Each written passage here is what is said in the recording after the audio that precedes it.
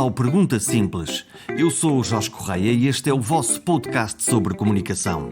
Como sempre, agradeço a vossa subscrição. Basta visitar a página perguntasimples.com e tem lá tudo o que precisam para subscrever. É grátis e ajuda-me a ir construindo uma comunidade cada vez mais vasta de pessoas que gostam de falar desta maravilhosa, mas misteriosa arte de comunicar. De falarmos uns com os outros, afinal. Enquanto ouvem, aproveitem e mandem um SMS ou um WhatsApp a um par de amigos que não sabem deste programa. Nesta edição, o tema é ouvir. Isso mesmo, ouvir com atenção. Escutar os outros.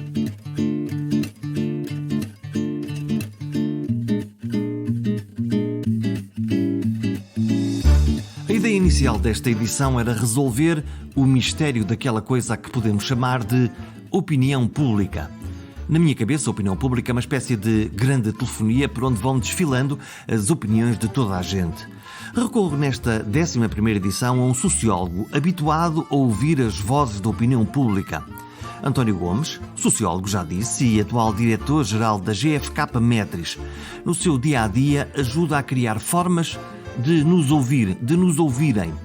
Ora sondagens eleitorais, ora grupos de pessoas que opinam sobre os temas, produtos, expectativas ou desejos. E os seres humanos ora dizem tudo, ora escondem parte daquilo que querem ou pensam. E então, se os temas são tabus, lá está o caldo entornado. O António tem como espinhosa missão de vida, em alguns momentos, mostrar aos líderes políticos que, afinal, o povo já não gosta deles. Sei que não teve de ligar ao Donald Trump, mas não sai daqui sem confessar porque é que as sondagens nem sempre acertam. Será que falharam outra vez na América? Não, acho que não. Sinceramente, acho que não. O riso é porque tem sido uma das coisas mais faladas nestes tempos. Eu, por acaso, li um artigo que achei muito curioso, não me recordo, talvez na CNN, dir-te-ia há 2-3 dias, que versava precisamente sobre isso. As sondagens enganaram-se, talvez seja prematuro concluir. E na verdade eu acho que foi prematuro e é prematuro concluir. É verdade que falta ainda os resultados. Não creio que o dito voto popular venha a sofrer grandes alterações. E portanto, se quiseres, há vários tipos de sondagens, podemos lhe chamar assim, nos Estados Unidos que são relevantes considerar. As pré-eleitorais e as feitas no dia das eleições. Sendo que estas segundas, desta vez, tiveram que ter aqui uma abordagem metodológica diferente. Mas eu diria que relativamente às primeiras e naquilo que diz respeito à projeção de intenção de voto a nível nacional nos Estados Unidos, as diferenças não foram muito significativas. Diz-se, umas diziam 53, 54 para o Biden, acabou por ser 50, qualquer coisa, mas confortavelmente dentro da margem de erro, diria eu. Provavelmente o resultado será 50 e quase 51, 47, 48 por aí, não me parece de todo. Então quer dizer que nós tínhamos uma expectativa diferente de que o Biden ganharia por 10-0 e que depois, confrontados com a realidade, se calhar descobrimos que essa nossa expectativa é que era descentrada, ou a maneira de ler as sondagens nos Estados Unidos claramente não corresponde àquilo que devia ser, porque lá as sondagens são coisas diferentes daquilo que nós fazemos aqui. Vamos por partes. O resultado nacional não conta para nada, porque eles se... Verdade, é verdade. E ninguém se atreveu, obviamente, a fazer sondagens em todos os estados. O que acontece foi que aquilo que mais mediatizado foi a intenção de voto, ou as projeções da intenção de voto em inquéritos pré-eleitorais para a votação nacional, porque tu podes fazer um exercício que é inferir a votação por Estado em função da votação nacional, que obviamente pode ter alguns erros grosseiros e talvez por isso mesmo em alguns Estados, ou em muitos Estados mais relevantes, suscetíveis de produzir uma variação significativa, ditos swing states, aí houve mais sondagens. Portanto, houve no fundo 2 tipos de sondagens, as nacionais e por Estado. A questão relativamente a grande... Estas eleições tinham uma singularidade. Nós estamos a falar de o mail voting, ou seja, os votos postais trouxeram um fator novo, muito significativo, que se traduz naquilo que hoje já sabemos. Isto é, votou mais gente que alguma vez aconteceu numa eleição nos Estados Unidos. Habitualmente, nós aqui em Portugal, o voto antecipado é uma coisa ínfima, residual, muito sim. residual. Sim. Portanto, nós no dia das eleições vamos às urnas e votamos no nosso candidato. No caso dos Estados Unidos, eles podem votar na mesa de voto, mas também podem votar por correspondência. E o que aconteceu este ano nesta eleição Biden-Trump é que muitos dos eleitores, até por causa da Covid, imagino, decidiram enviar o seu voto antecipadamente. Isso mesmo. E fizeram-no para valores não previstos em número de votantes. Isto é, em número de eleitores que acabaram por ocorrer, e portanto tiveste se calhar, ou muito certamente, há de haver alguns no futuro estudos que hão de provar se assim foi, mas eu atrevo-me a arriscar que houve uma combinação de dois fatores. O Covid, que fez com que pessoas que habitualmente votavam presencial fizeram no propostal, e pessoas que eventualmente não votavam ou que não se sentiam mobilizadas para fazerem atos eleitorais anteriores, pela polarização que este ato teve, acresceram a disponibilidade para votar pela razão de que agora, podendo fazer postal, não tinham naquele dia que se deslocar lá. Se quiseres, estas duas coisas combinadas... E tiveram mais tempo, mais dias para pensar, e portanto significa que este foi um processo que ao longo do tempo as pessoas foram votando. Exatamente. Eu imagino que para quem faz estudos de opinião ou de audição da opinião pública, isto seja uma gigantesca dor de cabeça. É um pânico. Porque saber uma coisa hoje, que é uma intenção de voto em quem é que tenciona votar, é uma coisa. Saber uma coisa que todos os 15 dias pode mudar, até por algum incidente de campanha, ou então porque um candidato nos fala mais ao coração ou menos, pode mudar a qualquer momento. Pode. E o pânico maior é precisamente, pânico neste sentido, o receio é que tu não consegues definir na proporção. Imagina, tu fazes um inquérito de 1000 entrevistas e nas 1000 entrevistas vais alocar uma determinada percentagem que tu entendes que corresponde a voto presencial no dia das eleições. Como é que isso se faz? Neste caso era inédito, não sabias como o fazer. Porquê? Porque tu não sabes no total dos votantes que vais ter na segunda qual a proporção dos que representaram voto pessoal, presencial, digamos assim, e os votos que foram postais, e portanto tens logo um problema de base, que é quantas pessoas eu devo entrevistar que me digam ou que me afirmem durante o processo: você já votou? Já votei por correio? Sim. Então olha, importa-se participar. E tens 10 pessoas, 100, 200, 300, 400, e depois qual a proporção que atribuis a estes face àqueles que no dia das eleições também vão votar? Normalmente, quer dizer, como o voto postal nunca teve significado, este nunca foi uma dor de cabeça. Tornou-se certamente uma dor de cabeça para as empresas de sondagem nos Estados Unidos, porque a maior fonte de informação para tu definires a proporcionalidade de um e do outro é passada, ou seja, é alguma coisa que já aconteceu e tu sabes o que é que vais replicar a proporção que tens. Ora, como neste caso era inédito, o facto de ser inédito trazia em si um desafio metodológico adicional. Agora repara, nos Estados Unidos muito se falou sobre uma coisa que se chama shy voters, ou seja, se quiseres, os votantes envergonhados, e que tem a ver com esta questão concreta. O que é que são os shy voters? É eu voto mas não digo? Eu voto mas não participo em sondagens. Eu vou por este caminho. Há quem defenda que é eu voto, participo em sondagens e não digo que votei como votei. E são mentirosos? Em teoria mentem. Há duas maneiras. O mentir é, na própria sondagem, dizer eu vou votar Biden, mas depois votaram Trump. Eu não creio que isso aconteça. A tendência maior é para que o eleitor Trump, que é aquele onde está a maior fatia dos shy voters, simplesmente quando lhe batem à porta, olha, quer responder a um inquérito eleitoral, eu não quero saber de política ou não estou para isso. António, tu és sociólogo. Que razão é que pode haver para alguém que vai votar num candidato ter vergonha de assumir que votou nesse candidato? Sim. Para nós europeus, muito se fala sobre, enfim, para estudiosos do fenómeno eleitoral e das sondagens e destes efeitos, vamos acabar sempre por ir atrás de um trabalho científico feito por uma senhora alemã, uma socióloga, Elisabeth Neumann, que no fundo trouxe uma teoria para explicar este fenómeno e que se chama a espiral do silêncio, e que a espiral do silêncio, assim muito rapidamente, o que diz é os eleitores, os apoiantes de um partido, quando está no poder e esse partido está sob crítica severa pública, ou seja, os órgãos de comunicação social, etc, eles entram na tal espiral do silêncio, ou seja, não se manifestam, mas isso não significa que não vão votar e que não vão votar nesse mesmo partido. A verdade é que a espiral do silêncio, se olharmos com alguma distância e com frieza, constatamos que ela é mais comum nos partidos de centro-direita e conservadores do que nos partidos de esquerda. Ou seja, há eleições passadas onde sondagens falharam, supostamente, e depois se tentou compreender porque é que falharam, concluiu-se que este fenómeno tendencialmente afeta muito mais o eleitorado de centro-direita do que o eleitorado de esquerda, se quiseres. Em 2016 as sondagens claramente falharam. Mostravam nos Estados Unidos que Hillary Clinton iria ganhar com alguma tranquilidade e de súbito os eleitores pregaram uma partida a quem tentou prever aquilo que eles iam fazer. Esse é um efeito da vergonha no voto? Esse é um efeito da surpresa dos próprios eleitores? Ou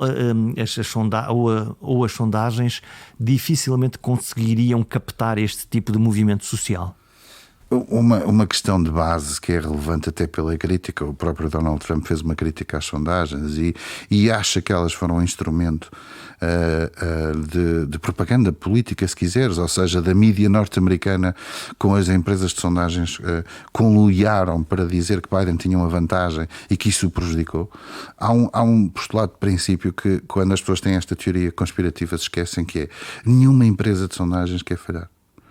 Todas as empresas de sondagens têm o sonho da consagração da noite dos Oscars, onde eu acertei exatamente naquilo que aconteceu. Portanto, todo o empenho do nosso conhecimento científico, dos nossos recursos, das nossas capacidades, é no sentido de poder intuir e perceber se existem esse tipo de fenómenos, se existem outros tipos de fenómenos que são comuns, não são comuns, mas que estão cientificamente estudados, como desistência por certeza de vitória, desistência por certeza de derrota, que são outros, o efeito bandwagon, que é beneficiar quem vai à frente, que é isto que o Trump enuncia, mas também tens o efeito underdog. Portanto, tens uma série de efeitos em que as próprias sondagens podem influenciar a maneira como o eleitorado vai votar, e quem realiza sondagens tenta, de certa forma, antecipar as variáveis que podem explicar este fenómeno, no caso dele ocorrer, e em consequência disso tê-las presentes e dizer: isto pode acontecer. O que é que eu acho que em 2016 aconteceu? Em 2016 houve algum efeito shy voters. Aqui um parênteses, o Huffington Post há 2 semanas, nem tanto, uma semana, antes das eleições tinha um artigo giríssimo que era: mulheres americanas tinham descoberto que os maridos apoiavam Trump, casadas com eles há muitos anos, e não faziam a mínima ideia. E então é muito engraçado, são meio dúzia de testemunhos onde algumas delas dizem: em 2016, no dia das eleições, eu estava triste, de repente o meu marido está à mesa de jantar e diz: yes, ganhamos, e demos um pontapé na Hillary. E eu fiquei a olhar e dizer: isto é o homem com quem eu casei. Pronto, isto é o exemplo perfeito daquilo que em 2016 as sondagens não conseguiram captar, e no meu entender, como te disse, não passa para as pessoas mentirem, passa pelas pessoas não participarem. Qual é o problema?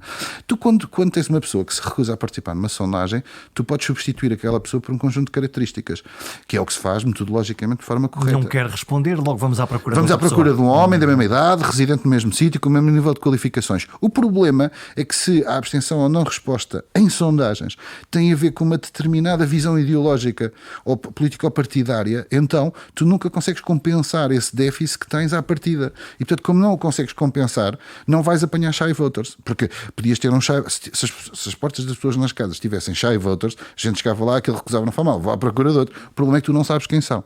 E, portanto, eu acho que isso aconteceu em 2016. Imagino que tenha acontecido agora, mas com menos expressão, porque há um argumento muito curioso, que é: o Trump critica as sondagens e em parte enuncia este postulado dos shy voters, mas se há coisa que ele fez durante 4 anos foi precisamente fazer com que o seu eleitorado não seja shy. Portanto, se quiseres, haverá shy voters na Califórnia, Nova York, ou seja, locais onde, olha, se cá em Filadélfia, que a proporção era 80-20, portanto só houve 20% das pessoas a votar nele e 80% a votar em Biden.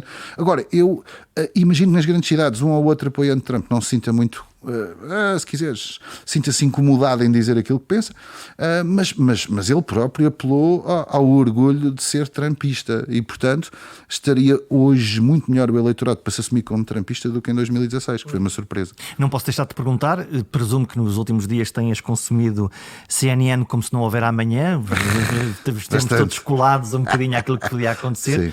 Como é que tu olhas para este fenómeno? Vou assumi-lo, do perdedor Trump, olhando para aquilo que os resultados eleitorais apontam e para aquilo que é um comportamento de um homem político. Tu estás habituado a trabalhar com homens políticos que não gostam de ser contrariados, quero imaginar, mas este definitivamente não gosta mesmo de ser contrariado e criou uma realidade. Sim, o Trump criou uma realidade.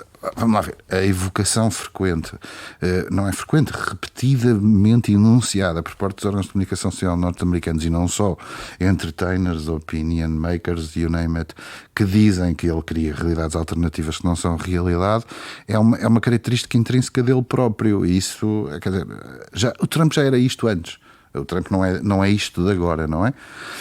O Trump é um político, parece-me, e os conservadores fazem questão de o enunciar, os republicanos, como uma forma de desculpar algum estilo ou tom menos apropriado, mas aparece com uma mensagem que é antissistema. Em parte, uma parte da explicação da vitória contra Hillary Clinton tem a ver com isto. Ou seja, ela personificava tudo o que de mau o sistema político norte-americano Washington-based tinha. E portanto, ele capitalizou isto. E ele capitalizou isto. Tipo, eu venho de fora, sou rico, não venho para cá para ganhar dinheiro, which maybe it's not true, não importa. E, portanto, eu vou romper com um conjunto de paradigmas e um conjunto de hábitos que a política norte-americana tem que eu não concordo com eles e, portanto, vou mudar este paradigma todo. Bom, neste momento estamos numa fase muito singular. Tem a ver com o facto de ele vai ou não conceder e, em consequência disso, facilitar mais ou menos a vida do Biden.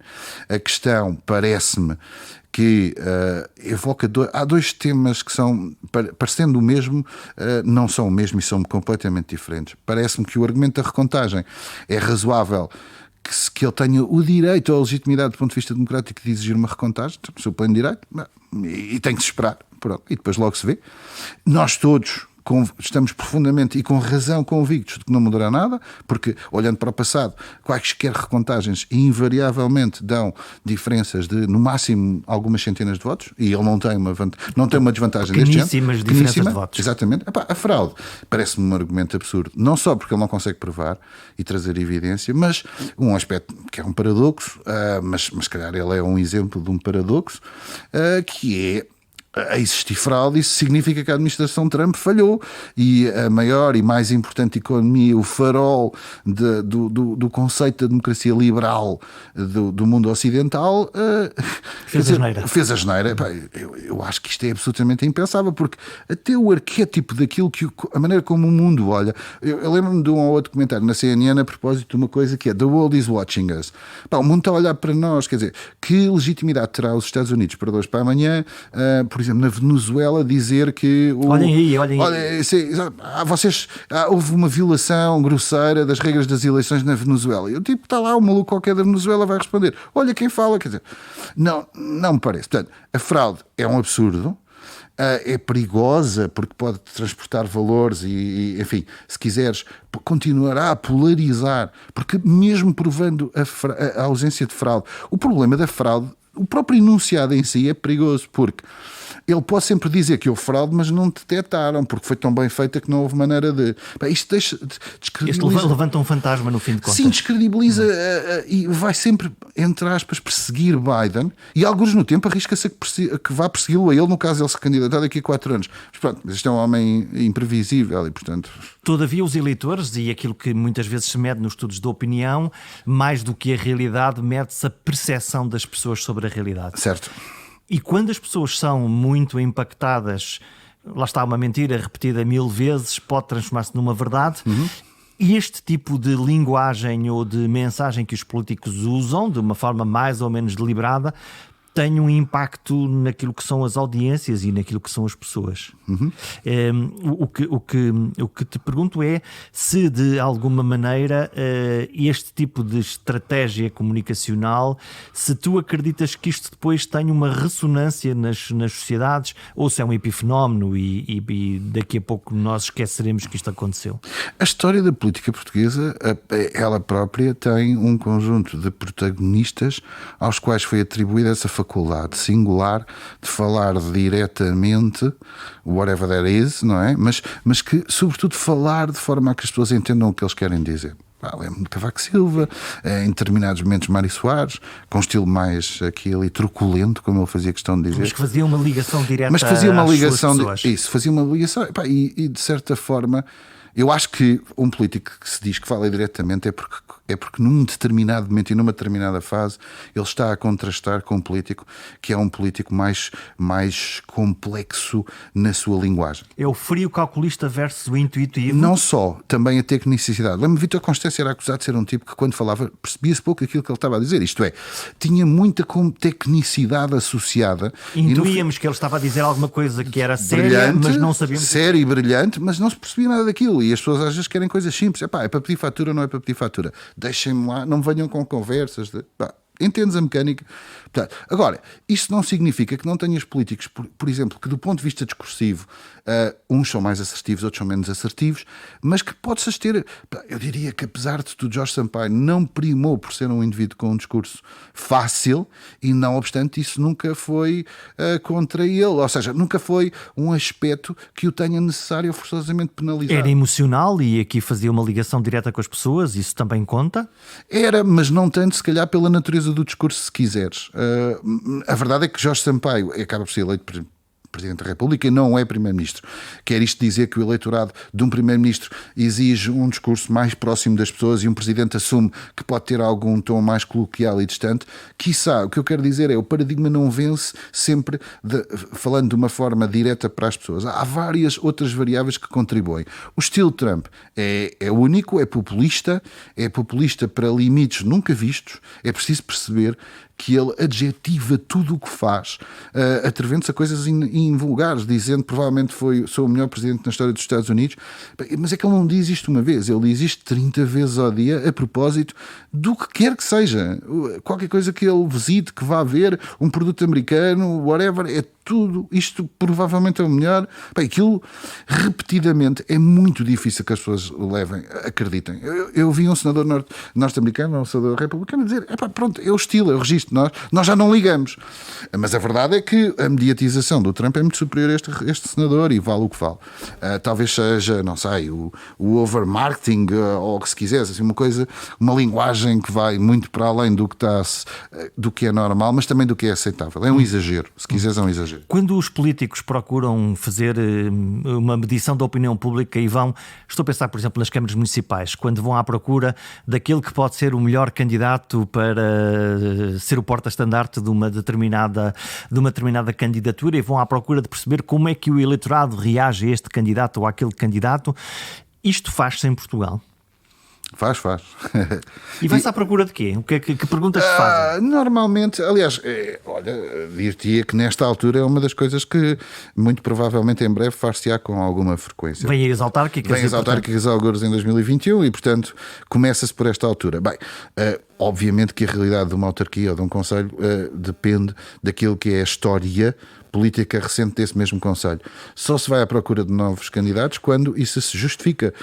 Normalmente, quando tens um presidente, ele recandidata-se, portanto não se põe sequer em questão a possibilidade de ir procurar um outro candidato para o lugar dele, e normalmente são os partidos que tentam desafiar. PS e PSD, em alternância, procuram desafiar-se, procurando aquele que se entendem ser o melhor candidato ou potencialmente um candidato capaz de desafiar o que lá está. Portanto, dito isto, faz-se. O que se procura? Bom, procura-se muita notoriedade numa fase inicial. A verdade, a propósito de Trump, eu recordo-me de ter visto, há de ter visto também, um mini vídeo dele a falar com o Marcelo, foi recuperado agora por esta ocasião desta eleição, de ele a virar-se para o Marcelo e dizer assim: então o Cristiano vai uma vez candidatar-se? E ele olhou para ele e disse: não, acho que não, se ele candidatar-se tu vais perder, não tens hipótese. E depois o Marcelo responde: não, Portugal não é um país assim. Mas a questão esta coisa do Cristiano tem o seu quê de curioso, porque no fundo é o Trump no seu melhor, naquilo que ele acredita que a mediatização faz. Aliás, ele tem uma tirada num comício que diz: hoje estou um bocado infeliz porque, pronto, cheguei à conclusão que há alguém que é mais famoso no mundo que eu. E a população, e ele responde: pois, chama-se Jesus Cristo. E a pessoa, toda a gente a rir. Pronto, ele acredita certamente e 100% no paradigma da notoriedade. Ou seja, um candidato muito conhecido, popular, tem maior probabilidade de êxito. Isso não é verdade. É verdade que ao nível das autarquias tens algumas histórias que em Portugal provam que por vezes este paradigma pode funcionar. Eu não quero retirar, por exemplo, o mérito às propostas políticas e ao trabalho realizado por Santana Lopes na Figueira da Foz. Mas na verdade a ideia que passa naquela fase é que ele é eleito por ser uma pessoa com um mediatismo inédito e, portanto, vence numa Câmara onde, não tendo uma projeção a nível nacional, adquiriu durante 4 anos um protagonismo e uma visibilidade que era inédita. E tu tens isto, Moita Flores, que escrevia uma novela e era escritor e discutia casos de polícia na televisão. Pronto, vais sempre atrás destas coisas. Para além da notoriedade, perguntaste-me o que é que se mede. Fazem cenários comparativos onde se tenta perceber o que é que cada um dos candidatos consegue fazer ou não consegue fazer e depois já vais para outras coisas que são eventualmente interessantes. Sei lá, imagina um candidato independente que já esteve ligado a outro partido, que é uma área política onde tu queres ir buscar uma parte do eleitorado e como é que o eleitorado pode reagir positivamente a esta ideia. Portanto, o PS tem convidado alguém do CDS ou o PS convidar alguém da CDU, ou ao contrário, enfim, este tipo de exercícios.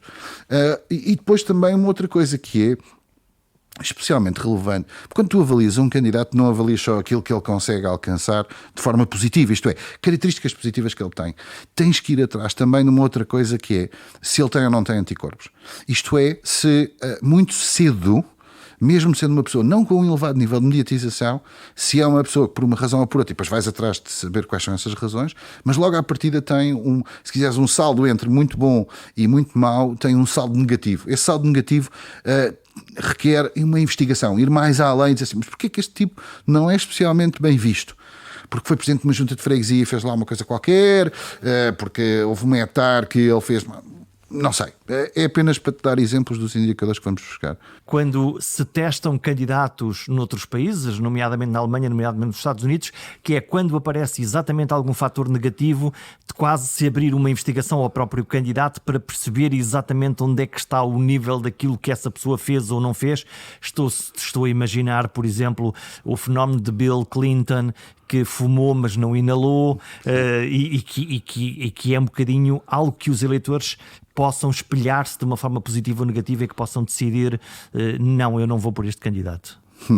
Bom, a questão, se tu quiseres o escrutínio público, é feito a nível nacional, se quiseres, para determinados níveis de disposição mediática, é feito naturalmente pela comunicação social, que tem uma abordagem e tu sabrás certamente melhor que eu, há sempre qualquer coisa que ouviste falar, aquele tipo... Vão lá esgravatar. Vão lá esgravatar. Não pagou a CISA, tem uma vendeu amante. Uma casa no Alentejo. Sim, tem 2 amantes e tem um filho ilegítimo. Tens montes de histórias deste género. Pronto. A nível local é diferente. Tens mais o pequeno rumor de aquela casa que ele tem, como é que ele é professor e como é que ele ganhou dinheiro para comprar aquilo. Aquilo herdou de não sei das quem. É o diz que diz. É o diz que diz. Que, na verdade, a amplificação do diz que diz ganhou uma dimensão nova nas eleições no Brasil com o efeito do WhatsApp e com tudo aquilo que os brasileiros, ou se quiseres, as campanhas no Brasil, nomeadamente Bolsonaro, mas não só, usaram e abusaram precisamente deste efeito de sururu, não é? De contar histórias, muitas delas perfeitamente descabidas, mas em sede do WhatsApp foi o principal suporte, onde não podias contrastar, portanto não podias saber se aquilo que estava a ser dito era verdade ou não era verdade, e em consequência disso as pessoas podiam acreditar ou não podiam acreditar. Depois, se quiseres, há uma coisa que tem a ver com a própria cultura dos eleitorados, ou seja, o que é que as pessoas aceitam como sendo razoável e o que é que as pessoas aceitam como sendo para além do razoável. Isto deve ser tanga. A verdade é que o tempo recente que nós vivemos, com o grande ressoar desta caixa de seu nome, redes sociais, tem feito com que uma parte do bom senso que sempre caracterizou o eleitorado se mantenha, mas uma parte do eleitorado começa a ser permeável a alguma coisa que nessa caixa de ressoar parece real, mas que não tem tração para o ser. Isso, para mim, como sociólogo e observador do fenómeno político eleitoral, preocupa-me de veras. Porque no passado as pessoas havia algumas linhas que não se passavam, não é? E mesmo passando, as pessoas eram tolerantes. Apareciam e desapareciam rapidamente. Eu diria que sim. E hoje começamos a valorizar algumas coisas que no limite são perfeitamente desnecessárias repara, tu falaste do inalou, não inalou, e se reparaste, a imprensa, entre aspas, e bem, a comunicação social matou a questão do George Bush ter sido viciado em cocaína, porque ele próprio chegou e disse, sim, durante 10 anos da minha vida não vivi neste mundo. Pronto, acabou. Já não é tema, siga. Vamos deixar os políticos, já vamos falar de outras coisas, mas interessa-me muito perceber como é que eles reagem às más notícias? Quando tu lhes vais contar que quando eles perguntaram espelho meu, há alguém mais belo do que eu, a tua resposta é bom, se calhar não. Como é que eles reagem? O político nunca reage bem com más notícias. Más notícias, em regra, significa a probabilidade elevada ou forte de não serem eleitos. É preciso perceber que a maior parte das vezes os políticos se fazem da política uma carreira e, portanto, não estão ali acidentalmente. E esse é o seu objetivo. E não esse é é o ser seu popular, objetivo. é ganhar eleições. É ganhar eleições. Eu, enfim, historicamente tinha sempre o hábito de, aos políticos, dizer duas coisas. Primeiro, não se zangue comigo porque eu não falo em meu nome, falo em nome de outrem e falo em nome da população que me pediu para eu a escutar. O mensageiro. Portanto, o mensageiro. E segunda, e portanto, eu não vou fazer segredo. E já disse a algumas pessoas com alguma relevância na nossa sociedade coisas que se calhar nenhuma das outras pessoas que estavam a ouvir a apresentação se atreviam a dizer. E o efeito foi? E eu disse, o efeito é, se quiseres, tem a ver com a personalidade e com a capacidade de cada um de encaixar. A máquina de ressoar, de mensageiro, de dizer, há lá um fulano que disse você é uma besta, vai da maneira de ser de cada um e encarar. Mas deixa-me dizer-te, eu acho que independentemente daquilo que nós aqui e ali podemos publicamente conhecer dos políticos, os políticos são mais razoáveis do que parecem. Infelizmente, encenam demasiado para a parte daquilo que é visível. Isto é, a maior parte do político, quando eu lhe dou uma má mensagem, na esmagadora maioria das vezes, até porque eles são inteligentes, sabem que existe uma probabilidade de poder perder. Tem essa intuição também. Tem essa intuição, têm medos, têm receios. Há uns que são mais addicted a sondagens e outros a menos, mas sabem que tudo o que tem a ver com a sua carreira, o seu projeto de vida, o seu projeto para um país, está muito dependente daquilo que o eleitorado vai dizer e não daquilo que é a vontade deles. E, portanto, eles são muito sensíveis. Outra coisa é ensinarem na Assembleia ou em debates que pensam assim, pensam assado. Mas entre quatro portas, se quiseres, paredes, fechados, há bom senso. Prevalece, regra geral, bom senso. O que significa que facilita um bocadinho mais. Agora, não é sempre fácil, porque a tendência para dizer que o mensageiro se enganou acontece, pode sempre dizer, você está enganado, porque eu tenho outra sondagem que me diz A ou que me diz B. Não fez bem a pergunta. Não fez bem a pergunta, pronto. Eu tenho a tendência para dizer que antes de ser contratado, ou seja, antes de nós trabalharmos para eles, eu aviso logo o que é trabalhar connosco. E, portanto, não vou aceitar que naquele dia, naquela hora, depois me venham a questionar. E, portanto, coloco logo à vontade, até porque não é um trabalho que nós aqui, ou que eu na empresa procuro proativamente, faço com gosto e porque me reconhecem ou nos reconhecem a nós valor para o fazermos, mas não é uma coisa que procuramos proativamente, nem que dependemos dela para subsistir e para perseguir o nosso negócio, digamos assim. E, em consequência disso, nada como as coisas serem o mais transparentes possíveis. E depois, eu acho que o político é um sinal de inteligência superior perceber que há uma série de coisas que nele próprio não são vistas como positivas e, em consequência disso, têm que agir. Mas depois tens políticos que dizem com a maior das franquezas, olha, eu nunca vou ser isto ou aquilo, percebe? Olha, eu nunca vou dançar num palco. Olha, eu nunca vou Os eleitores até podiam gostar, mas eu não estou para não faço isso, sim, exatamente. Mas essa obstinação, estou a imaginar, por exemplo, em alguns temas delicados, provavelmente o exemplo mais que me salta imediatamente à cabeça é o exemplo do pedir ajuda à Troika com o primeiro-ministro Sócrates na altura. Há momentos em que os líderes políticos são obstinados, acham que a sua visão da realidade é a visão mais, o que é um mérito em algumas alturas da vida e noutras é uma desgraça. E aí aparece uma figura que tu costumas descrever como o conselheiro, quase o conselheiro Acácio, sim, que ajuda, que dá uma boa ajuda para explicar a realidade. É verdade, isso é só para também aqui aproveitar este momento para fazer perceber às pessoas que, independentemente de nós termos uma projeção de um político como um macho alfa, à volta do qual ninguém se atreve a dizer rigorosamente nada, isso não é 100% verdade. Os políticos todos, mesmo os mais carismáticos da história política portuguesa dos últimos 40, 50 anos, em determinado momento, por uma razão ou por outra, sempre tiveram pessoas que tiveram algum ascendente sobre elas. E essas pessoas, algumas, é um ascendente, se quiseres, imagina, há diferentes tipos de ascendente. Há o ascendente político, porque são indivíduos que estiveram nesse partido com lugares de destaque anteriormente e, portanto, os ditos senadores, como às vezes de fato têm um legado, ou porque por qualquer motivo na história daquele político foram relevantes para a sua carreira e eles gostam de os ouvir e são cerimoniosos e respeitosos nessa audição, se quiseres, mas também porque há outros que aportam um conhecimento técnico que o próprio líder não tem. E, portanto, são pessoas... E uma visão externa. E uma visão externa, exatamente. E na verdade, outra vez, entre quatro paredes, alguns destes políticos nós temos a ideia, este gajo não ouve ninguém, ou que achamos... Não, ouvem. E há pessoas que têm capacidade de ter ascendente. E algumas delas são precisamente escolhidas para serem os transmissores das más notícias. Quando toda a gente tem medo de ir lá dizer alguma coisa, vamos falar com o não sei quantos, que ele é que vai lá dizer que isto vai correr mal. Pronto, e alguém lá... enfim, agora nos Estados Unidos fala-se do Kushner, do Jared Kushner, lá do genro do Trump e da Melania, como duas pessoas a quem pediram para lhe dizer a ele, se calhar vais ter que conceder. Veremos, se calhar não chegou.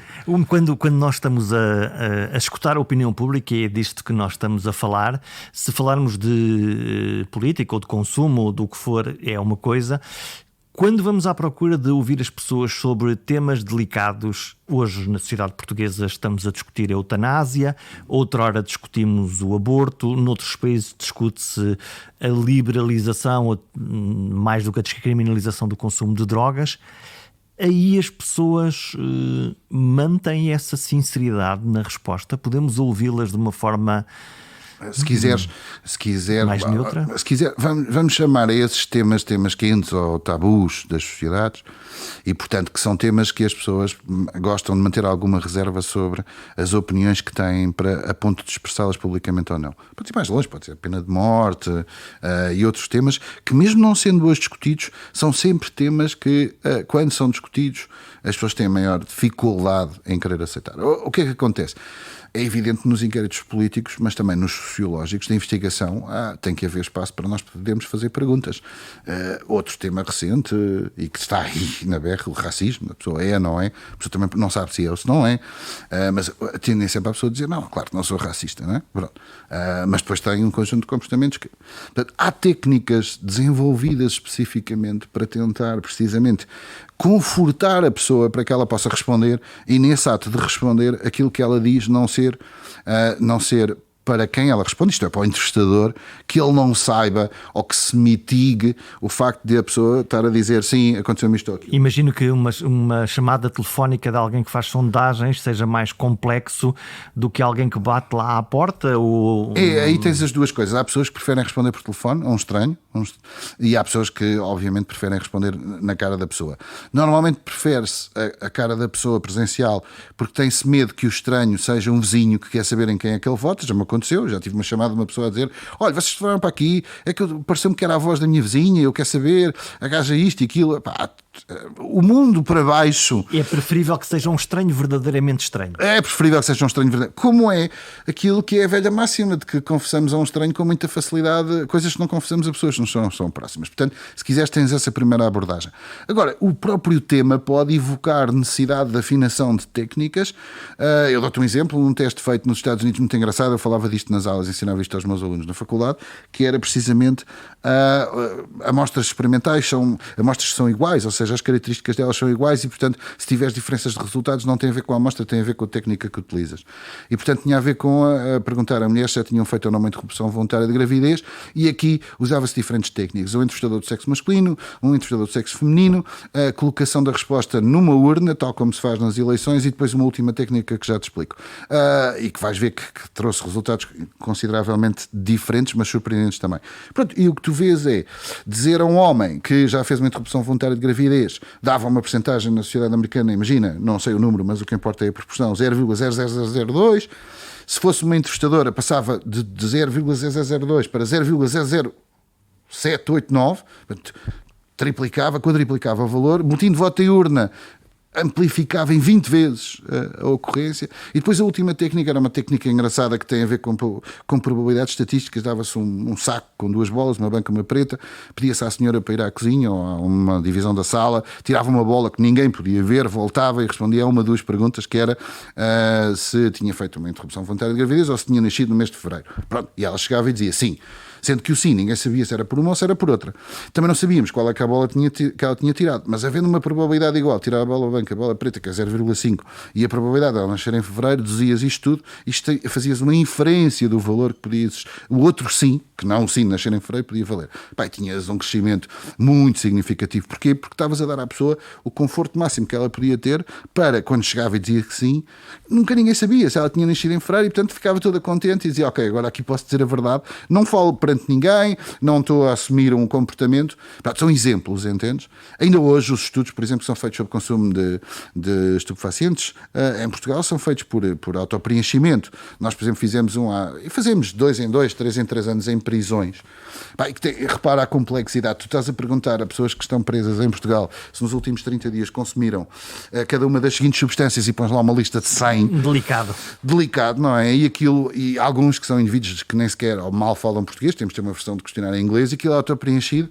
E, por exemplo, para que corra bem, e repara que isto não é assim uma coisa fácil, mas, por exemplo, eles são postos numa sala 20 e nós pedimos, dando formação e treino, os guardas saem. Portanto, eles estão a preencher, mas sabem que não está ninguém do sistema judicial a observar as respostas que eles dão. Terminam, põem numa urna e pronto, e nós ficamos a saber se consumiram ou não na prisão. Pá, não está em causa aquela prisão é mal gerida porque deixa lá entrar. A gente já sabemos todas as histórias, como é que entra tudo o que tem que entrar numa prisão. Mas consegues saber a verdade. E depois, obviamente, sabendo a verdade, podes tirar daí ilações. Imagina coisas relevantes para efeitos de saúde, os co-infectados, a utilização de seringas e coisas do género. Mais vale saber do que fazer de conta que não existe e depois ter as consequências que tem.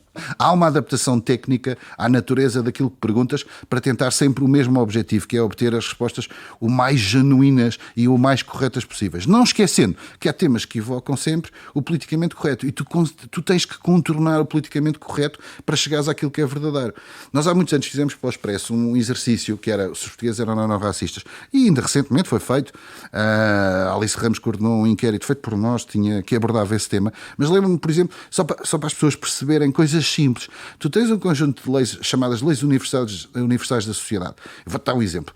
Um navio está a afundar, para primeiro as crianças e depois as mulheres, certo?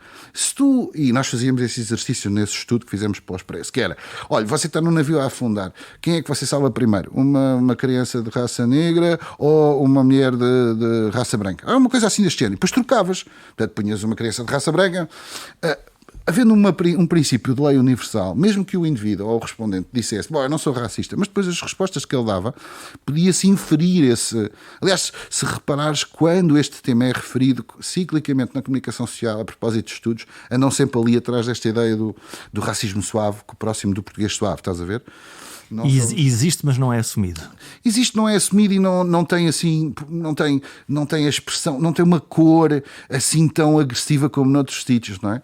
Quando Lisa Rice, quando veio a Portugal, estava boquiaberta com a estátua do Eusébio, não é? Porque, como ela dizia, é o primeiro país no mundo, e repara, foi há uns anos, ela era secretária de Estado do George Bush, em que eu vi um país do mundo ocidental onde há uma estátua de um indivíduo de raça negra à frente do estádio. Nos Estados Unidos não havia, nem o O.J. Simpson teve uma coisa parecida. Provavelmente também não lhe explicaram a importância que o Eusébio e que o futebol tem na sociedade portuguesa, não é? Esse aí também não sendo eu benfiquista, o Eusébio é o Eusébio. Não, mas também está muito ligado, obviamente, à característica da pessoa que é e da pública notoriedade da pessoa. Eu tenho a certeza que nos Estados Unidos deve haver, não sei, um Eusébio não, porque só há um, não é? Mas pronto. Mas imagina, num desporto qualquer haverá um praticante equivalente e por uma razão ou por outra não tem ou não teve ou não terá tido ou não, arrisca-se a não ter aquilo que Eusébio teve em Portugal, não é? Não deixa de ser um fenómeno curioso.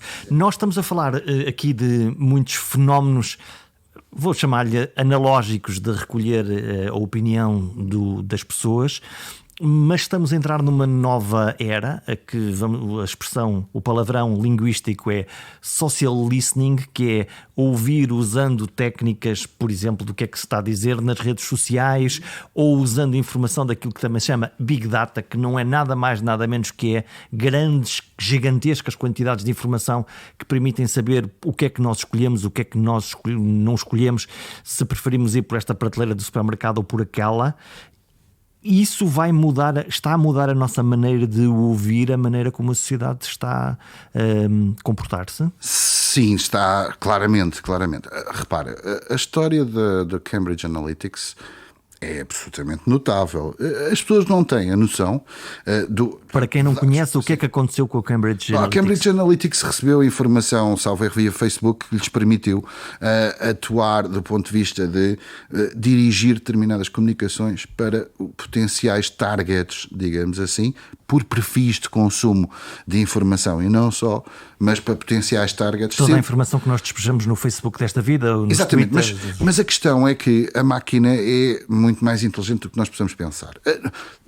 Qualquer comentário que seja feito hoje publicamente, seja o Bill Gates ou quem quer que seja, que fale sobre Artificial Intelligence, nunca te dizem a verdadeira expressão de até onde é que a máquina consegue ir. Mas a máquina está neste... Imagina, desde que começámos até agora, há máquinas que aprenderam imenso. Mas aprenderam, não sei quantos milhões de neurónios de capacidade analítica inteligência associada. artificial, muita certo. Rapidez na análise. Muita rapidez na análise, muita inferência. Portanto, tu tens cada vez mais capacidade. A máquina não só analisa o que tu fazes, analisa como fazes, que características tu tens. Sabe, imagina uma coisa simples, aquelas coisas a brincarem que dizem assim: se você fosse um animal, que animal é que era?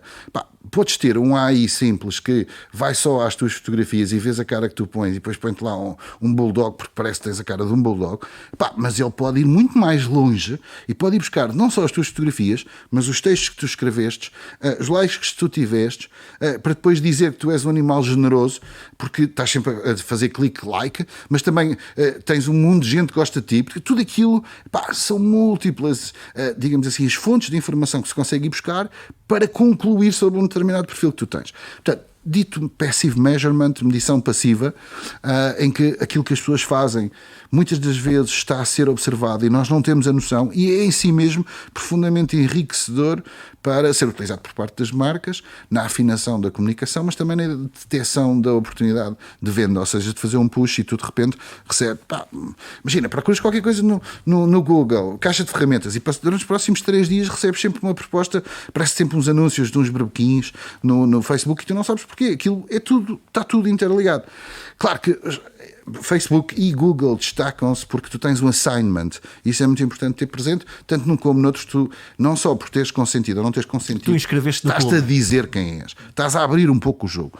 Porque é óbvio que se tu navegares anonimamente no Google, não te aparece este tipo de propostas. Agora não tens essa preocupação. Há quem tenha, por exemplo, browsers que são completamente diferentes e em consequência disso. Agora, o Big Brother, nesta coisa do passive measurement, as coisas vão mais longe. E o exemplo que eu tenho para te trazer aqui, que tenho comentado, e acho que é relevante, é o exemplo de um tipo nos Estados Unidos, que os Estados Unidos têm sensivelmente, se não me engano, 15 milhões de super active users of personal assistants. Portanto, tipos que são altamente viciados nas Alexas da vida e nas Siris para fazerem tudo. E, portanto, é um tipo que gostava de beisebol, via beisebol, e sempre que via beisebol, quando terminava a equipa dele ganhava, dizia: Alexa, marca-me uma mesa neste restaurante. Pronto, já está. E há um dia em que a equipa volta a ganhar, ele não diz nada à Alexa e a Alexa proativamente diz: Marco, no sítio X. Ok? Onde é que, portanto, a máquina aprendeu que havia um padrão e esse padrão não estava a ser repetido e ela própria foi proativa. Onde é que as coisas podem chegar? O que é que eu sei e já ouvi dizer que é feito? Coisas mais spooky. Exemplos: se tu pedis à Siri para mandar um Uber e a Siri pergunta-te para onde, preciso de um Uber para ir para não sei onde, se disseres 3 vezes que vais a um hospital, a Siri informa a tua companhia de seguros que foste 3 vezes a um hospital e podes ter um agravamento à pólice sem saberes. Isso é sinistro. Isto é sinistro. Podes ir ainda mais longe e, por exemplo, como elas detectam sons, nomeadamente a Alexa, se estiveres a ver um programa de televisão e gemeres, que pode ser por desejo sexual, mas gemeres por medo, ela estabelece uma correlação, por exemplo, que tu estás a ver um tipo de série e que isso produz um mal-estar em ti. E depois, estabelecendo esta correlação, podes ir um dia ao médico e o médico diz: você não pode continuar a ver aquele programa que você vê na televisão. E tu apanhas um susto, tipo, really? Só porque ela está a detectar som. E depois, o problema é estas coisas. O problema não, a questão é um big data. Imagina o que é. Até onde é que isto vai, até não onde é? É que isto vai? Isto é uma coisa inacreditável no sentido. É informação que nunca mais acaba. Eu acho que ainda há lacunas graves do ponto de vista das ferramentas de tratamento destes dados. Ou seja, acho que há algumas grandes consultoras mas estamos a reservá-los, não é? Esse é que é o ponto. É que, apesar de podermos não conseguindo analisar, aquilo está lá. Eles estão lá no tempo, não é? Está. Tá. E um dia vai ser usado. E, portanto, um dia nós podemos ser surpreendidos porque algo que fizemos há 10 anos, há 5 anos... Jorge, imagina um padrão simples, que tu tiveste isto num filme, na altura parecia uma coisa perfeitamente estúpida, porque envolvia uma personagem que não parecia deste mundo e, portanto, não ajuda. O Spielberg tem um filme com o Tom Cruise onde ele basicamente é um agente da polícia que vai prevenir crimes. E que há lá uns seres quaisquer... Minority Report. Um Minority, tem lá uns seres quaisquer. Agora imagina que o Minority Report não trabalha com base naqueles coisas, Portanto, no fundo eram 3 humanoides que conseguiam prever que tu ias fazer um crime. Isso. Agora, imagina que não é nada disso. Imagina que cada vez que é perpetrado um crime nos Estados Unidos, há, por parte de quem o faz, um conjunto muito elevado de redundância de um padrão de conjunto de consumos, de comportamentos. Seja na navegação, seja no que lês, no que vês no YouTube, seja whatever. Todos aqueles que repetirem esse padrão estão com... Não sei, um dia pode entrar um tipo por tua casa adentro e dizer você está à beira de cometer um crime. Também pode ser ao contrário, você está à beira de suicidar e a gente veio aqui prevenir o seu suicídio. Bom, ok, do mal ou menos, se calhar era uma má ideia. Mas cá tu podes olhar e dizer, você não me quer suicidar, sou um escritor e andei a estudar para ficcionar sobre o tema. É que nós tivemos a ver o seu perfil e concluímos que está quase a atirar-te. Exatamente, vai-se atirar da janela. Não vou tirar nada da janela. Isto é uma ponte para falar para uma coisa que as marcas seguramente já estão a fazer. As marcas, particularmente as do grande consumo, fazem a audição muito concreta daquilo que os seus clientes querem, daquilo que elas desejam e também, e é aqui que eu quero chegar, até daquilo que elas imaginam que o cliente possa vir a desejar. Como é que se pergunta sobre isto? Olha, então como é que vai ser o seu chocolate preferido do futuro? Não é tanto assim. Quer dizer, se quiseres, existe um framework, um processo para trabalhar a inovação.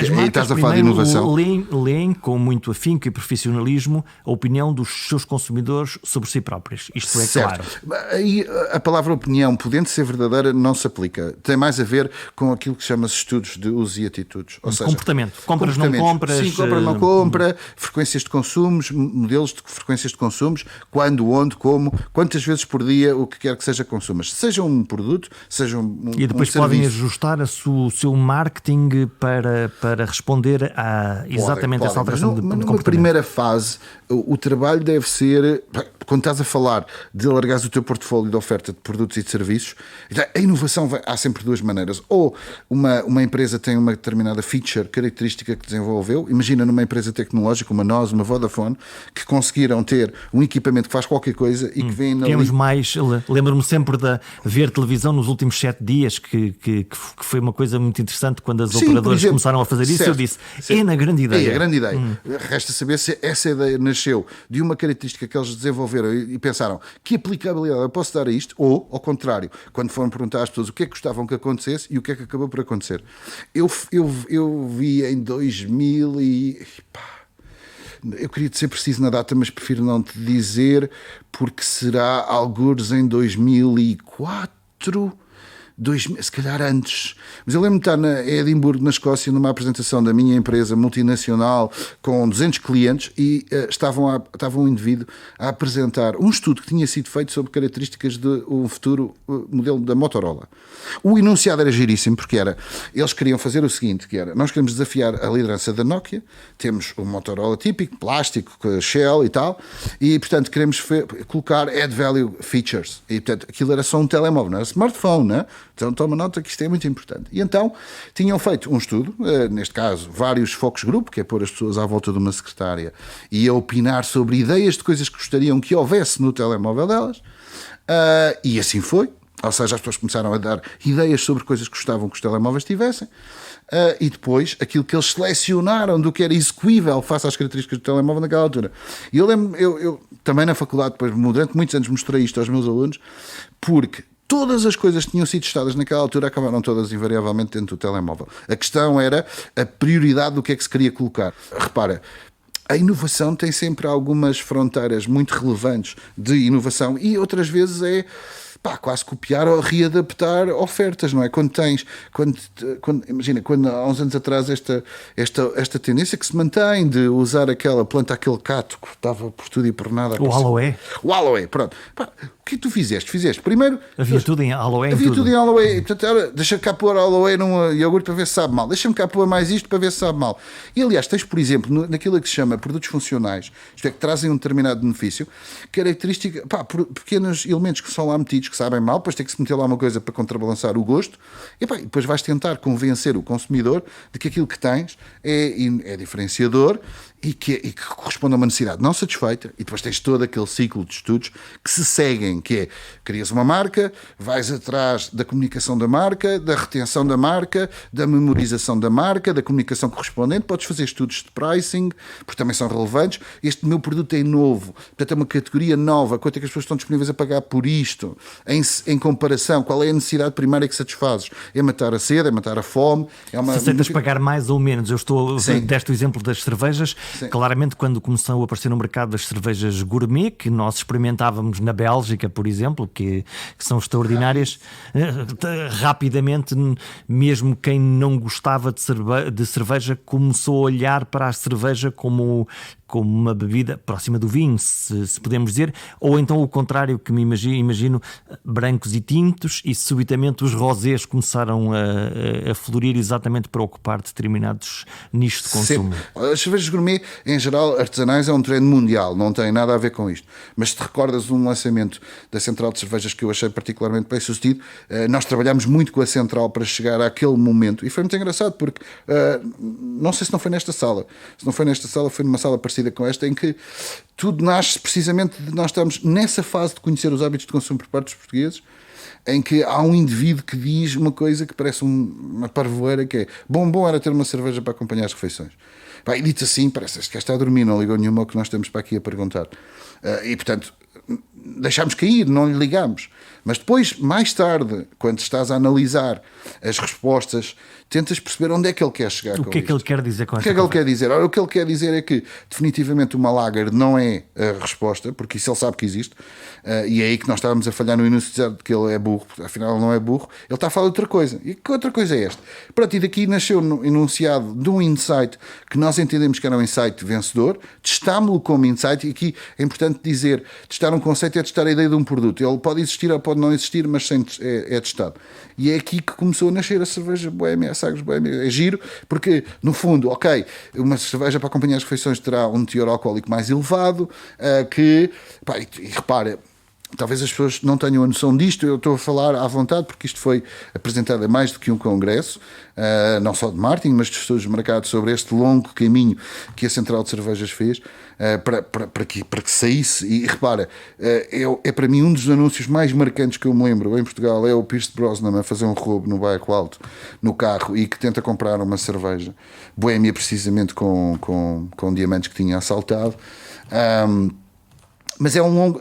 tiveste desde uma gastronomia criada à volta do uso de Boémia para fazer um frango corado, para fazer um frango recheado com farinheira. Criou-se uma narrativa à volta daquilo. Uma narrativa à volta de tudo aquilo, com base primeiro num conceito vencedor, depois num produto vencedor, e pelo meio fizemos carradas de testes com diferentes tipos de cervejas para perceber qual a cerveja que melhor correspondia precisamente ao conceito que tinhas identificado como vencedor, e depois lançaste. E depois testaste o nome, testaste as campanhas de comunicação, o reconhecimento das campanhas, e depois vais por este life cycle onde investes muito dinheiro, as marcas investem muito dinheiro no acompanhamento da comunicação, comunicação e marca, porque é muito relevante, é onde é posto todo o dinheiro e onde há uma dependência estratégica para saber que haja um retorno daquilo que é o grande investimento que ali é feito. E depois tens o ciclo de vida, se quiseres, de um produto ainda a seguir, que tem a ver com toda a dimensão de lealdade, de satisfação e /lealdade do consumidor do teu produto. Que no caso dos serviços é um mundo muito específico, que é um mundo dos chamados CSAT, Customer Satisfaction, que também se chamam Consumer Experience, porque cada vez mais o consumo é uma experiência de consumo, e portanto muito nesta lógica que tu bem sabes do que eu te estou a falar, que é Customer Centric, ou seja, tudo à volta do cliente e daquilo cliente como o Deus que tudo decide. Deixa-me dizer-te uma coisa gira, já passou há algum tempo e posso-te falar, mas por exemplo, recordo-me que antes das eleições legislativas fiz 1 ou 2 focus groups sobre temas que estavam a preocupar os portugueses, e é muito engraçado. Por exemplo, o tema da saúde e da prestação dos cuidados de saúde foi, neste caso até inclusive no Porto, achei imensa piada, porque estava, enfim, um conjunto de pessoas à volta da mesa, como disse, e alguém diz, pois, e a saúde neste país está como está. E há um indivíduo que vira-se e diz assim, pois eu não tenho razão de queixa. Tive que ser operado há uma apendicite no São João, foi marcado, correu bem, pediram para lá voltar, fui lá voltar, tirei os pontos, já lá fui a 2 consultas. Olha, todas as vezes que eu precisei marcaram quando eu quis, à hora que eu quis, não esperei, mas esperei mais de quê? Eu espero mais tempo para entrar no Estádio das Antas do que para ser atendido num gabinete de consultório pelo médico. Portanto, uma experiência perfeita. Uma experiência perfeita, mas sobretudo, uma coisa curiosa, que é, quando ele diz isto, agora imagina o que é a dinâmica de grupo e a reação de grupo. Todos os outros têm que fazer um ato de contrição. E então ele baseia-se, eu também não tenho razão de queixas, só que eu tenho uma vizinha que me disse, e tu tens uma representação. Entre aquele que experimenta e aquilo que é a representação que ouviu daquilo que dizer. Certo. É notável. Ou seja, as pessoas, há determinadas coisas, tu tens de tentar descodificar quase o que as pessoas estão a dizer, se é fact-based ou, ouviu dizer, tem contágio de percepção. E um contágio de percepção. Completamente. E isso, por exemplo, no caso da saúde, é muito marcante. Tanto que, há bocadinho estamos a falar de satisfação, uma das coisas que também se analisam, enfim, há vários paradigmas relevantes e que são trendy hoje. Este já tem há alguns anos, mas que eu acho que tem um grande valor analítico, que é os chamados Magic and Miserable Moments. Ou seja, momentos mágicos que tiveste na relação com uma marca ou na prestação de um serviço, e os momentos miseráveis, mágicos e miseráveis. Bem, claro que o marketing aprende com aquilo que, por exemplo, tu teres uma pessoa que vê um momento miserável e depois vê um momento mágico a seguir, consegues aumentar a satisfação quase para maior do que aquela que terias se nunca tivesses nem um movimento. Um Magic Moment e um Miserable and then um Magic. Entendes? Isto são coisas simples. Vou-te dar um exemplo de uma parametrização de um caso destes que nós fizemos. Giro. Energia. Portanto, tens um fornecedor de eletricidade. Se houver um corte de energia, tu admites, caiu uma árvore, não sei, qualquer coisa. Se tu ligas para o call center e dizes, olha, nós vamos tentar recuperar, mas em princípio está estimado em meia hora. E se tu tiveres ao fim de 5 minutos, aquilo que foi um momento miserável, que foi, cortaram-te o serviço que tu pagas para ter, e depois a seguir é criada uma expectativa de arranjo, tu meia hora, ok, bom, eu tenho que ir trabalhar, mas pronto, obrigado, deixa estar. E 5 minutos aparece a luz e tu, uau, estes tipos são mesmo bons. Então o momento mágico compensa claramente o momento miserável e tu estás numa relação com a marca tipo, uau. Ouviram-me, responderam-me muito mais rápido do que eventualmente podiam ter levado. Sim. Isto, como fonte de conhecimento e às vezes de ensinamento, é extremamente relevante. Claro que eu dou por mim às vezes. Anteontem. Tu estás contigo a fazer autópsias destes momentos. Completamente. Anteontem liguei para uma agência imobiliária porque queria visitar um apartamento. Pronto. E a senhora disse: sim, senhora. E depois ela disse: pronto, então eu vou falar com o proprietário para marcar a visita. E Sr. António, diga-me só uma coisa: o senhor quer empréstimo bancário? E eu, desculpe. Não, queria só saber, mas está a pensar que teria um empréstimo bancário. Mas o que é que isso veio a propósito? Não, porque nós temos acordos com bancos. Eu vou-lhe ensinar um bocadinho de marketing, está bem?